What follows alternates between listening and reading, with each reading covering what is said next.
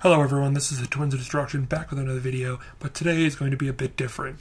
We wanted to make a video to give you guys a warm welcome to the new year and a very warm welcome to the 60 plus new subscribers in the past month or so.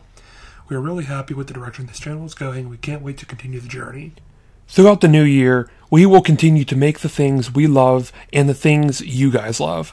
Now, mind you this, our second semester of college will be starting very momentarily. We will continue through our studies and making videos as well. It gets tricky to make cosplay when you're not in your shop, but we can work something out and we'll make the things we need to do. But we will still do discussions and other related videos. We need to fixate our schedule around making props and cosplay. We need to make time to do what we love, but school always comes first. Now, these are the 2018 cost plans, and if you're new to the cosplay business, it's basically the cosplay plans we are going to be doing or might do in 2018. For me, Clayton, for the past 6 months or so, I've been working on Bayek of Siwa from Assassin's Creed Origins, and I'm close to uploading some of the items pertaining to the cosplay. While I don't exactly know where I'm going to go next, I may go towards the Accelerated Man from the DC Comics universe. He actually is the speedster of Earth 19 and made an appearance on the Flash TV show.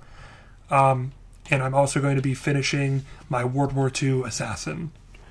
A long while ago, I started on Kylo Ren, Ben Solo from the new Star Wars trilogy. I also started on a Civil War Assassin and Talion from Middle-earth Shadow of Mordor /War. And I may want to start a Vibe cosplay from the CW TV show. All these costumes, excluding the Vibe cosplay, are very close to being done. It's just sometimes I didn't have the right material, I didn't get it, so this time I'm going to make sure I finish these cosplays right and then start on Vibe right.